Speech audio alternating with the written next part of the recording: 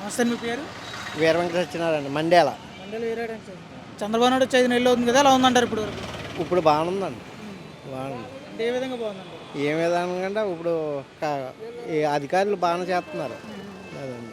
మరి ఇస్తానన్న 6 పథకాలు ఎన్ని పథకాలు వస్తున్నాయంటారు? ఇప్పుడు ఇంకా ఎక్కడ ఇస్తాను లాస్లో ఉంది కదండి. ఆడంత గొయ్యెట్టేసాడు. సరి చేయాలి వస్తాడు. అది అంటే పెన్షన్ అవి ఇస్తున్నారా? మొత్తం సూపర్. వాళ్ళు తెల్లారకుండా ఇచ్చేస్తున్నారు. అది. మరి ఉచిత గ్యాస్ అన్నారు, ఉచిత గ్యాస్ ఏమైనా వస్తుందంటారా?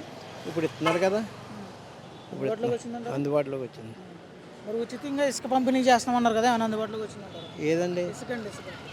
ఇసుక మరి ఇంకా తీర్తలేదు కదండి. అది మరి అదే సరుకుల రేట్లు కానీ నిత్యావసర సరుకుల రేట్లు ఎలా ఉన్నాయంటారు ఇప్పుడు? ఇప్పుడు అంటే సరుకులు కొంచెం రేటుగానే ఉన్నాయండి. పప్పులు అవి రేటుగానే ఉన్నాయి. మరి ఈయన వచ్చాక తగ్గిస్తానన్నాడు కదండి. తగ్గిందా మరి ఎక్కడ వస్తుంది. అది మరి గత ప్రభుత్వంలో పథకాలు కానీ పరిపాలన విధానం ఏ విధంగా ఉండేది అంటారు? అదైనా కరెంటుకి లింక్ ఎట్టేవాడు కదా.